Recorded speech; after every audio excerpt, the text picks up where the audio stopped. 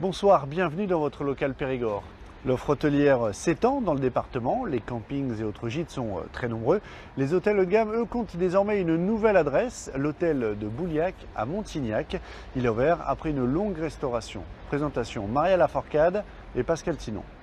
C'est ce qu'on appelle une résurrection. Voici l'hôtel de Bouillac en décembre dernier et voilà ce qu'il est devenu aujourd'hui. Entre-temps, 7 mois de travaux menés par Karine et Christophe Maury, un couple de Périgourdins tombés amoureux de cet hôtel particulier du XVIIe siècle. Les gens ont besoin de rêver, qui viennent de l'étranger ou qui viennent de France. Ils rentrent dans un endroit qui est l'ancienne demeure du médecin de Weekends, qui est belle, qui est charnel, qui est chargé d'authenticité, d'histoire. Un hôtel de plus de 1000 mètres carrés qui tient son nom de la famille Bouillac, premier propriétaire des lieux.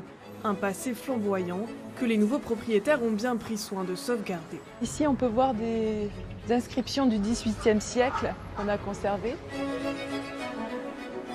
Comme toute grande maison bourgeoise familiale, il y avait toujours la chambre des maîtres. On a conservé toutes les menuiseries d'époque pour garder l'âme du lieu. Mais Montignac est aujourd'hui le symbole d'un autre chapitre de l'histoire du Périgord, un peu plus ancien celui-là, depuis l'ouverture en décembre dernier de l'Ascaux 4, situé à quelques kilomètres de l'hôtel.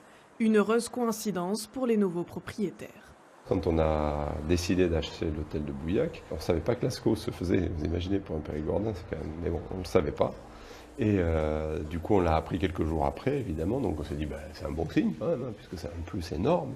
Et effectivement, on le ressent, nous, dès l'ouverture. Entre préhistoire et ancien régime, l'hôtel de Bouillac a peut-être fini par trouver sa place dans l'histoire.